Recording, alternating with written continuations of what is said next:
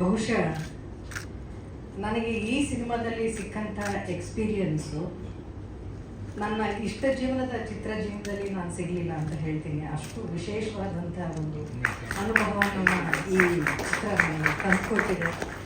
ಬಹುಶಃ ನೀವು ಇಲ್ಲೇ ನೋಡ್ತಾ ಇದ್ರಿ, ನೀವು ಇಲ್ಲಿ ಮಾಧ್ಯಮದವರು, ನಾವಿದೇ ಒಂದು ಹಾಲ್ಗೆ ಸಾಕಷ್ಟು ಸಿನಿಮಾಗಳ ಟ್ರೈಲರ್ ಲಾಂಚ್, ಟೀಸರ್ ಲಾಂಚ್ಗೆ ಬರ್ತಾ ಇರ್ತೀವಿ. ಆದರೆ ಈ ಒಂದು ಮೋಷನ್ ಪಿಕ್ಚರ್ನ ಲಾಂಚ್ ಮಾಡೋದನ್ನ ಎಷ್ಟು ವಿಶೇಷವಾಗಿ ಕಟ್ಟಿಕೊಟ್ಟಿದ್ದಾರೆ ಅನ್ನೋದು ಇಲ್ಲಿ ಮಾಧ್ಯಮದವರು ನೀವೆಲ್ಲರೂ ಬಂದಿದ್ದೀರಿ, ನೀವು ನೋಡಿದ್ರೆ ಅರ್ಥ ಆಗುತ್ತೆ. ಈ ಒಂದು ಪೋಸ್ಟರ್ ಲಾಂಚ್ಗೆ ಇಷ್ಟೊಂದು ಅಚ್ಚುಕಟ್ಟಾದಂಥ ಒಂದು ವ್ಯವಸ್ಥೆಯನ್ನು ಮಾಡಿಕೊಟ್ಟಿದ್ದಂದರೆ ಈ ತಂಡ, ಇನ್ನು ಸಿನಿಮಾವನ್ನ ಎಷ್ಟು ಅದ್ಧೂರಿಯಾಗಿ ಮಾಡಿರ್ತಾರೆ ಅನ್ನುವಂಥ ಒಂದು ಸಣ್ಣ ಜಲಕ್ ಬಹುಶಃ ಅವರು ಇವತ್ತು ಕೊಟ್ಟಿದ್ದಾರೆ ಅಂತ ಅನ್ಸುತ್ತೆ ನನಗೆ. ಇದನ್ನ ಇಷ್ಟು ಅದ್ಧೂರಿಯಾಗಿ ಮಾಡಿದ್ದಕ್ಕೆ ಫಸ್ಟ್ ಚಿತ್ರತಂಡಕ್ಕೆ ನಾನು ಕಂಗ್ರ್ಯಾಚುಲೇಷನ್ಸ್ ಹೇಳ್ತೀನಿ.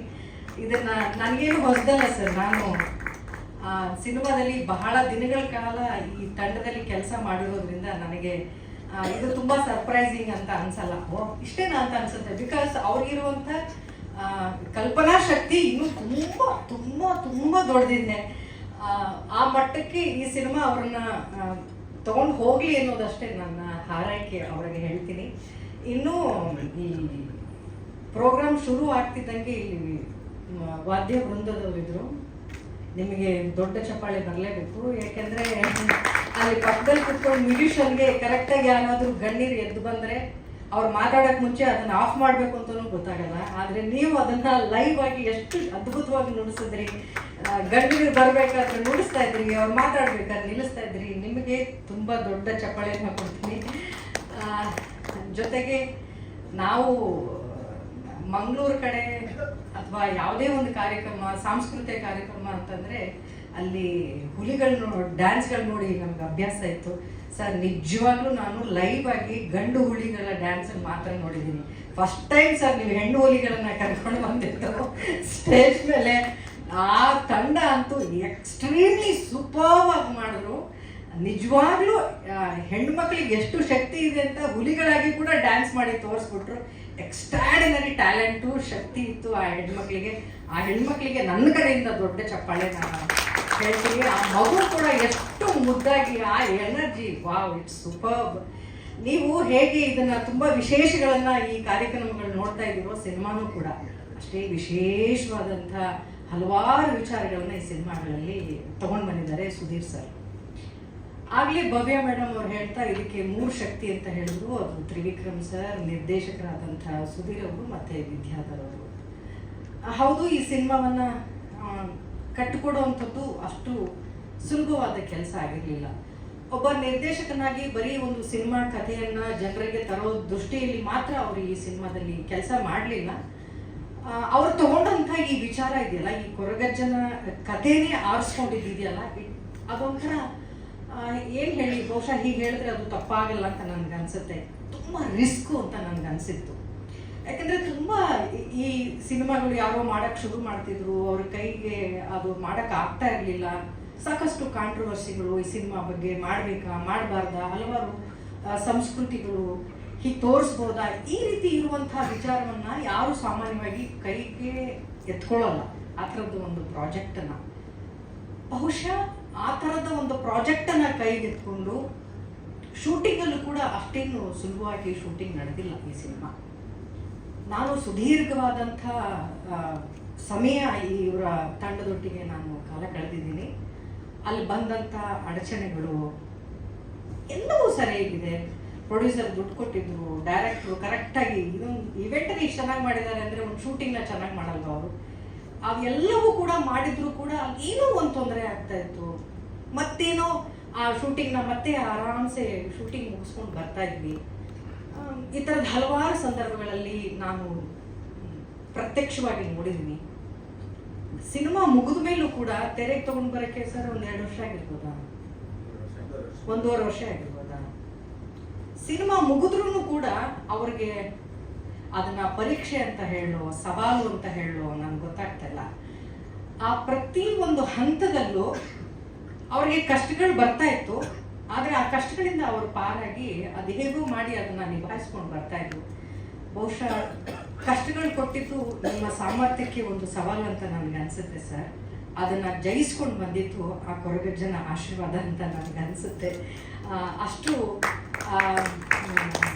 ವಿಶೇಷವಾದಂಥ ಕ್ಷಣಗಳಿಗೆ ನಾನು ಈ ಸಿನಿಮಾದಲ್ಲಿ ಸಾಕ್ಷಿಯಾಗಿದ್ದೀನಿ.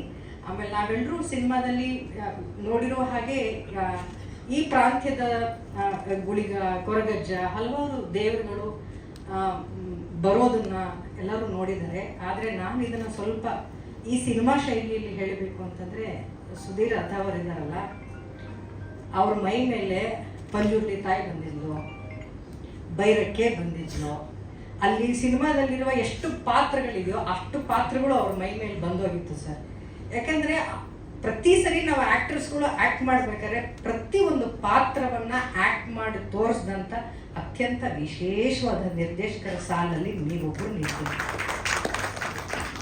ಪ್ರತಿಯೊಂದು ಕ್ಯಾರೆಕ್ಟರ್ನು ತೋರಿಸೋರು, ಈಚ್ ಆ್ಯಂಡ್ ಎವ್ರಿ ಕ್ಯಾರೆಕ್ಟರ್ ತುಂಬಾ ವ್ಯತ್ಯಾಸವಾಗಿರುವಂಥ ಮ್ಯಾನರಿಸಮ್ ಇರುವಂಥ ಪಾತ್ರಗಳಿದ್ದಾರೆ. ಆ ತನಿಯೇ ಮಾಡಿರುವಂಥ ಆ ಹುಡುಗನ ಪಾತ್ರ ಅಷ್ಟು ಸುಲಭ ಆಗಿರಲಿಲ್ಲ. ಆ ಹುಡುಗ ಹೊಸಬನ್ನ ಆರಿಸ್ಕೊಂಡು ಆ ಹುಡುಗನ ಅಷ್ಟು ದೊಡ್ಡ ಜವಾಬ್ದಾರಿಯನ್ನು ಅವನು ಕೊಟ್ಟು ಅವ್ರನ್ನ ಆ ತೆರೆಯ ಮೇಲೆ ಅಷ್ಟು ಗಂಭೀರದಿಂದ ಆ ಹುಡುಗ ಆ್ಯಕ್ಟ್ ಮಾಡೋ ಹಾಗೆ ಮಾಡಿದ್ರಲ್ಲ, ಅದರ ಹಿಂದೆ ಅವರ ಪರಿಶ್ರಮ ತುಂಬ ಇದೆ ಅಂತ ನನಗನ್ಸುತ್ತೆ.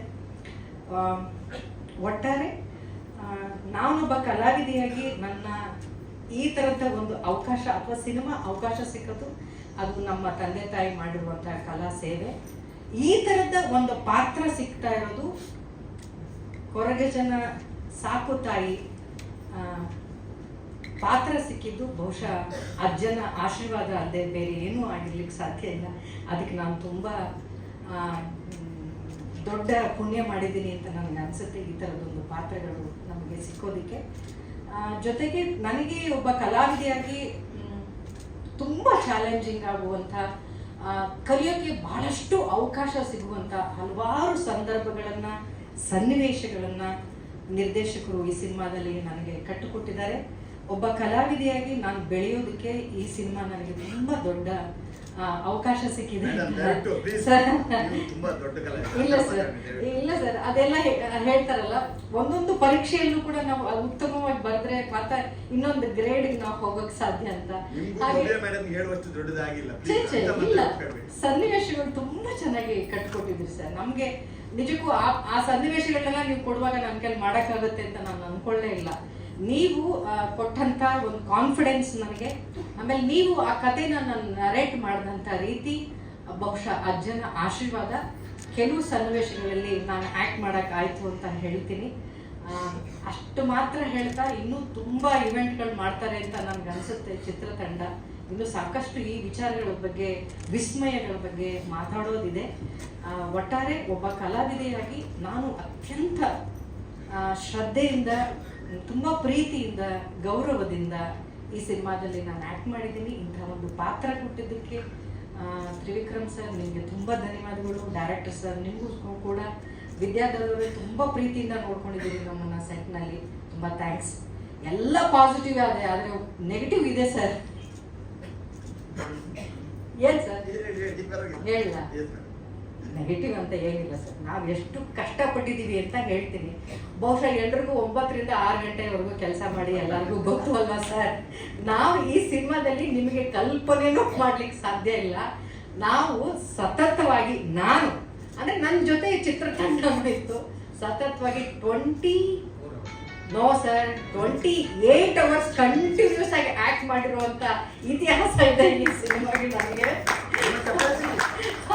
ನಮ್ಮ ಕೆಪಾಸಿಟಿ ಅಲ್ಲ ಸರ್, ಅದಕ್ಕೂ ಮೀರಿ ಆ್ಯಕ್ಟ್ ಮಾಡಿಬಿಟ್ಟಿದ್ದೀನಿ ಸರ್. ಅದು ನಮ್ಮ ಕೆಪಾಸಿಟಿ ಅಷ್ಟೆಲ್ಲ ಇರಲಿಲ್ಲ, ಭಾಳ ವರ್ಷ ಆಗೋಗಿತ್ತು.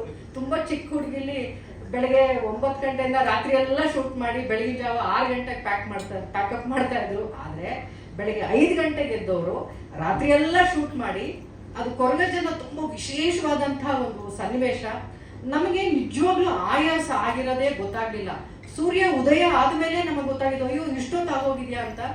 ಬಟ್ ಆವಾಗ ನಮಗೆ ಟಯರ್ಡ್ನೆಸ್ ಸ್ಟಾರ್ಟ್ ಆಯಿತು. ಸೂರ್ಯ ಸನ್ರೈಸ್ ಆದಮೇಲೆ, ಬಹುಶಃ ಸನ್ರೈಸ್ ಆದಮೇಲೆ ಡೈರೆಕ್ಟರ್ ಸರ್ ಪ್ಯಾಕಪ್ ಹೇಳ್ತಾರೆ ಅಂತ ನಾವೆಲ್ಲರೂ ಕಾಯ್ತಾ ಇದ್ರೆ ಮೇಡಮ್ ಡ್ರೆಸ್ ಚೇಂಜು ಅಂದರು. 6-7 ಗಂಟೆಗೆ. ಅಂದರೆ 5 ಗಂಟೆಗೆ ಸ್ಟಾರ್ಟ್ ಮಾಡಿದವರು ಮಾರನೇ ದಿನ ತಿಂಡಿ ತಿಂದು 9 ಗಂಟೆಗೆ ಸೆಟ್ನವರೆಲ್ಲ ತುಂಬಾ ಕಷ್ಟ ಮಾಡೋಕ್ಕೆ ಆಗೋದೇ ಇಲ್ಲ ಅಂದಾಗ ಅವ್ರು ಪ್ಯಾಕಪ್ ಮಾಡಿದ್ರೆ ಹೊರತು ಅವ್ರಿಗೇನು ಎನರ್ಜಿ ಕಡಿಮೆ ಆಗಿರಲಿಲ್ಲ ಸರ್. ಆ ಪಕ್ಕದಲ್ಲಿರೋರಿಗೆಲ್ಲ ಎನರ್ಜಿ ಕಡಿಮೆ ಆಗೋದಿತ್ತು. ಹಾಗಾಗಿ ಒಂದಲ್ಲ ಎರಡಲ್ಲ ಈ ಸಿನಿಮಾದಲ್ಲಿ ಈ ಥರ ನೂರಾರು ಸನ್ನಿವೇಶಗಳನ್ನ ನಾವು ನೋಡ್ಕೊಂಡು ಬಂದಿದ್ದೀವಿ. ಈ ಸಿನಿಮಾ ಕತೆ ಎಷ್ಟು ವಿಶೇಷವಾಗಿದೆಯೋ ತೆರೆಯ ಮೇಲೆ ತೆರೆಯ ಹಿಂದೆನೂ ಕೂಡ ಅಷ್ಟೇ ವಿಶೇಷವಾದಂಥ ಘಟನೆಗಳನ್ನು ನಾವು ನೋಡ್ಕೊಂಡು ಬಂದಿದ್ದೀವಿ. ಒಟ್ಟಾರೆ ಈ ಹಂತದಲ್ಲಿ ಈ ಸಿನಿಮಾ ನಿಂತಿರೋದು ತುಂಬಾ ಖುಷಿ ಆಗುತ್ತೆ. ಸಿನಿಮಾ ಚಿತ್ರರಂಗದಲ್ಲಿ ಹೆಚ್ಚು ಸಿನಿಮಾಗಳು ಸಕ್ಸಸ್ ಆಗ್ಬೇಕು ಸರ್. ನೀವು ಪ್ಯಾನ್ ಇಂಡಿಯಾ ಸಿನಿಮಾ ಅಂತ ಎಲ್ಲ ಭಾಷೆಗೂ ಈ ಸಿನಿಮಾ ಮಾಡ್ತಾ ಇದ್ದೀರಿ. ನಮ್ಮ ಸಂಸ್ಕೃತಿ, ನಮ್ಮ ಕಲೆ ಬೇರೆ ಎಲ್ಲ ರಾಜ್ಯಗಳಲ್ಲಿ, ಇಡೀ ಭಾರತದಾದ್ಯಂತ ಈ ಕೊರಗಜ್ಜನ ಸಿನಿಮಾ ಅದ್ಧೂರಿಯಾಗಿ ಪ್ರದರ್ಶನಗೊಳ್ಳಿ, ಆ ಮೂಲಕ ಕನ್ನಡ ಚಿತ್ರರಂಗ ಮತ್ತೊಂದಿಷ್ಟು ಚೇತರಿಸ್ಕೊಳ್ಳಿ, ಸಂಭ್ರಮ ಮಾಡೋ ಹಾಗೆ ಆಗಲಿ ಅಂತ ಕೇಳ್ಕೊಳ್ತೀನಿ. ಮಾಧ್ಯಮದವರಿಗೆ ಈಗ ಬಂದಂಥ ಎಲ್ಲರಿಗೆ, ಭವ್ಯ ಮೇಡಮ್ ಅವ್ರಿಗೆ, ವಿಜಯಲಕ್ಷ್ಮಿ ಮೇಡಮ್ ಅವ್ರಿಗೆ, ಮೋಟಮ್ಮ ಅವರಿಗೆ ಎಲ್ಲರಿಗೂ ಕೂಡ ನಾನು ಪ್ರೀತಿಯ ಧನ್ಯವಾದಗಳನ್ನು ಹೇಳ್ತೀನಿ. Thank you so much. Thank you.